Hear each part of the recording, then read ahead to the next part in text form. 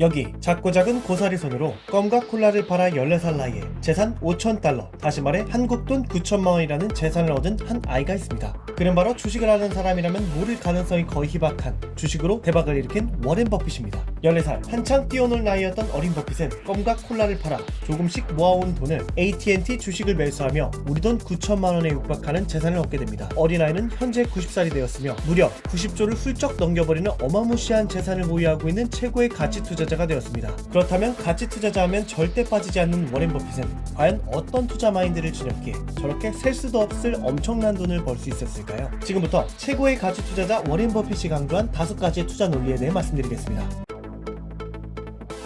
첫째, 주식을 산다는 건 그 기업의 지분을 갖게 되는 소유권을 얻는 것이다. 워렌 버핏은 짧게는 3%, 길게는 몇십 프로의 수익을 얻기 위해 매수하는 것이 아닌 그 기업의 성장성을 믿고 주식을 사야 한다고 조언합니다.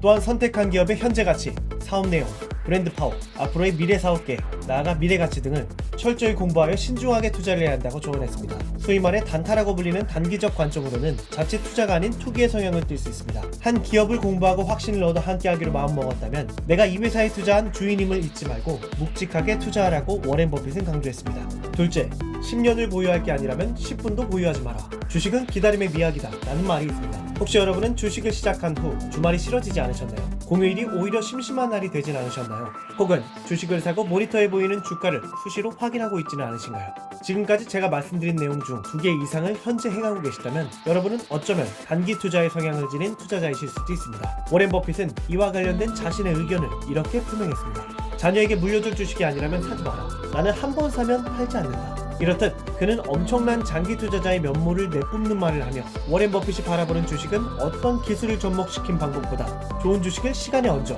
길게 보유하는 것을 선호한다는 투자 마인드를 엿볼 수 있습니다. 셋째, 기업에 대한 사업 내용을 확실히 공부하고 투자하라. 주식 종목 토론방에서 혹은 조금만 인터넷 검색을 해봐도 주식 리딩방을 어렵지 않게 찾을 수 있습니다. 그곳에서 방장이 어떤 종목 얼마에 매수하겠습니다 라고 말하면 수백 명, 아니 규모가 정말 큰 곳은 1000명이 넘는 수많은 사람들이 얼굴도 제대로 모르는 그 한 사람의 말에 피땀 흘려 모은 돈으로 일제히 매수 버튼을 누르게 됩니다. 감사하게도 수익을 얻는다면 다행이겠지만 그렇지 않고 주가가 하방으로 내려가면 가슴을 부여잡으며 발만 동동 구르게 되겠죠. 결국 손절을 하게 되는 대참사까지 겪기도 합니다. 묻고 싶습니다. 그 기업이 어떤 이유로 주가가 오르고 있는지 정확히 아시나요? 그 기업이 어떤 사업을 영위하고 있는지, 그리고 어떤 가치에 확신이 생겨 그 기업을 매수하셨나요? 기업의 재무제표를 찢어질 듯 분석했으며 사업에 대해 누구보다 빠삭하게 알고 기업에 투자한 투자자라면 오히려 주가가 떨어지는 그 시간은 좋은 기업을 더 싸게 살 수 있을 좋은 찬스가 될 것입니다.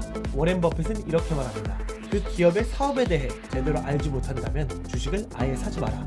다시 한번 여쭙고 싶습니다. 여러분은 그 기업을 어떤 이유로 투자하셨나요? 넷째, 사람들이 공포감에 질려있을 때 그때가 욕심을 부려야 할 때다. 지금으로부터 불과 8개월도 채 되지 않은 2020년 3월 전 세계가 그야말로 패닉을 겪게 됩니다. 바로 현재까지 문제가 되고 있는 코로나 사태가 발생했기 때문이죠. 코로나의 급속한 확산으로 전 세계 증시는 아수라장이 되고 맙니다.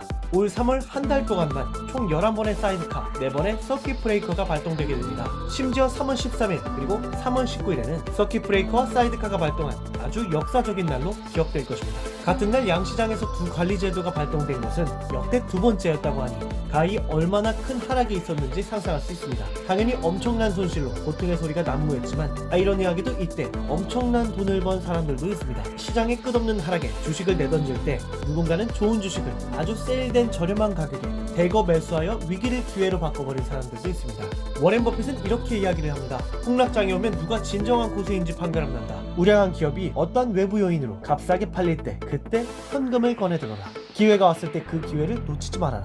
그 기회가 바로 폭락장이다 라는 명언을 남겼습니다. 5번째, 많은 기업을 알고 있는 것보다 특정 기업에 대해 확실히 잘 알고 있는 것이 더 중요하다. 주변을 돌아보면 하루가 마다하고 주식 때문에 바쁜 사람들이 있습니다. 회사를 다녀와도 주식을 찾고 주말에도 종목을 찾느라 바쁜 사람 등 비록 깊지는 않지만 많은 기업에 대해 알고 있는 사람들이 있습니다. 하지만 정작 매수를 해야 할 때가 오면 오히려 혼란스러워하는 경우를 볼 수 있습니다. 워렌 버핏은 이런 이야기를 했습니다. 모든 기업에 대해 알 필요는 없다. 내가 관심 있고 잘 알고 싶은 기업에 대해 확실히 알고 회사의 지분을 사서 주인이 되라. 굳이 수천 개의 기업에 대해 알려고도 알 필요도 없다.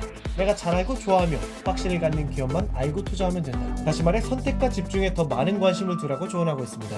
여러 회사에 대해 얕게 알고 있는 것보다 깊은 정보와 탄탄한 신뢰를 바탕으로 투자를 하는 것을 강조하고 있죠. 이렇게 오늘은 누가 뭐래도 최고의 주식 부자이자 가치 투자가인 워렌 버핏이 말한 주식 투자의 5개의 투자 마인드에 대해 정리해보았습니다. 눈치 빠르신 분들은 벌써 캐치하셨겠지만 버핏의 투자 마인드를 요약해보면 결국 좋은 주식에 대한 확실한 공부와 믿음이 바탕이 되어야 하며 그 후 기업을 선택했다면 단기적인 관점이 아닌 개인 투자자의 가장 큰 강점인 시간을 앞세워 투자하라는 내용을 강조하고 있습니다. 오늘은 90조를 넘는 재산을 보유한 슈퍼 투자자 워렌 버핏이 말한 5가지 투자 마인드에 대해 알아봤습니다. 이 영상이 여러분의 투자에 도움이 되셨으면 좋겠습니다. 감사합니다. 다음 영상에서 뵙겠습니다.